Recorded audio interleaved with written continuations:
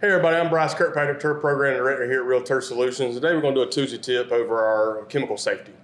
Chemical safety is a big concern for us here at Real Turf Solutions. Well, obviously we do offer a weed control program. We also do weed control for flower beds for our lawn maintenance services. So a big thing for us is making sure we're safely handling these chemicals. And the biggest thing we always do before even doing any kind of mixing or any kind of spraying is we always read that turf label, product label, and understand what that label has on there as far as properly mix rate, the safety of handling it, whether or not you need to wear proper PPE such as long sleeve shirts, safety glasses, long pants, boots, anything like that, to make sure that when we're handling those products, that we're handling those products safely. So you always want to keep that in consideration, even you as a homeowner at home. I know a lot of people that do their own kind of weed control products that you can buy off the shelf at Lowe's, or even if you don't do weed control and turf, you may even spray your garden or your flower beds for make sure the weeds are not in those. And so you always want to be conscious of kind of what you're doing and what you're handling. So the biggest thing to keep in mind is always read that label, understand what the safety concerns are on that label, or what the safety concerns may be as far as making sure there's no pets in the area or no small children in the area, or making sure that even your wife or your boyfriend or whoever's in the area is not close by when you're making those applications or even mixing those applications. You want to make sure that when you're properly mixing those chemicals that it's in a safe, controlled environment.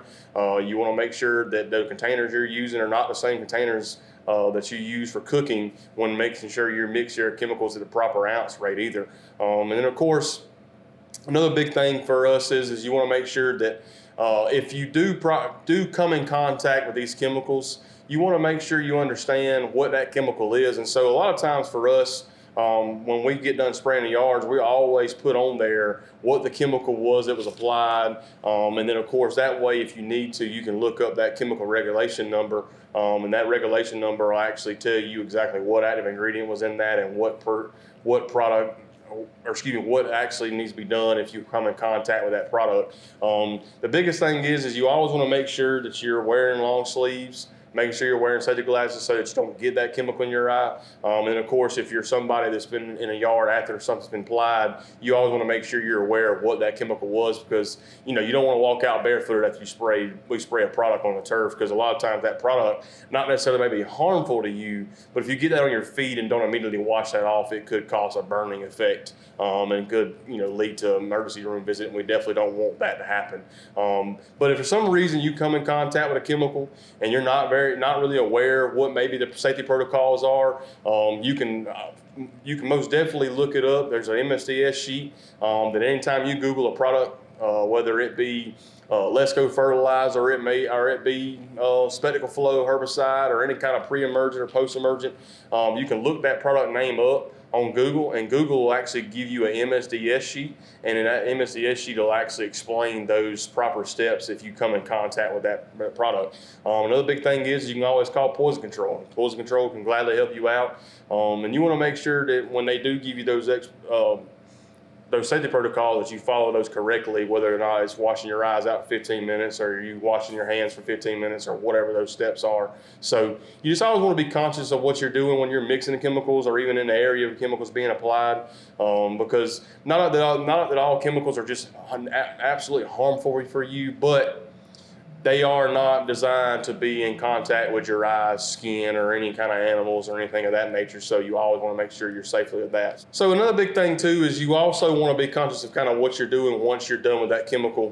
The proper thing is you want to triple rinse, you want to punch, and disregard the container of chemicals. You never want to use a container for anything other than what it was intended to be used in. So typically when you're doing a mixed product, once you get to that last little bit of product in that jug, you want to pour that in there, and then you want to take some water and you want to pour it in there, about halfway a container, rinse it around a little bit, pour it into your container that you're mixing your chemical into, and then do that 2 more times. And then once you've done that, you've properly kind of rinsed that product out of that container.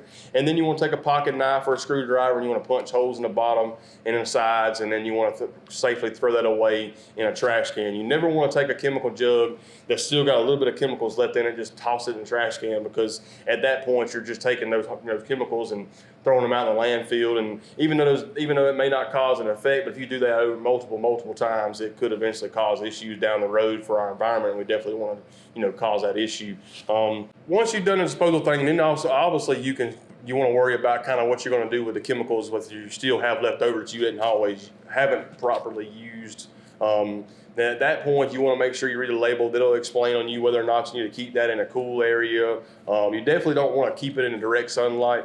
So if you have a safe storage buildings you can keep those chemicals in. And most definitely you want to make sure you take in consideration of young children that may have access to that building. So if you can keep that building locked, that is a good thing to do. If you can't keep the building locked, you want to make sure you keep those stored high above on a shelf to where the kids can't easily access those, because you definitely don't want somebody getting a hold of that product and doing something with it that's not intended to be done for. And then of course, and the last thing that you're going to touch base on is just chemical spill. It doesn't happen often, but sometimes it does. And in order to kind of make sure you take care of chemical spill, is you want to make sure you either one, if you're doing this, as a day-to-day operational thing, you want to make sure you have a spill kit handy. On our trucks, we keep spill kits, and those spill kits contain products that quickly absorb those chemicals. It also comes with a barrier that we can put around the product spill. But if you don't have those at home, just basic sand or basic cat litter, or even your quick oil dry that you use when you change oil in your car, those are good products to use, because what they'll do is they'll absorb that chemical.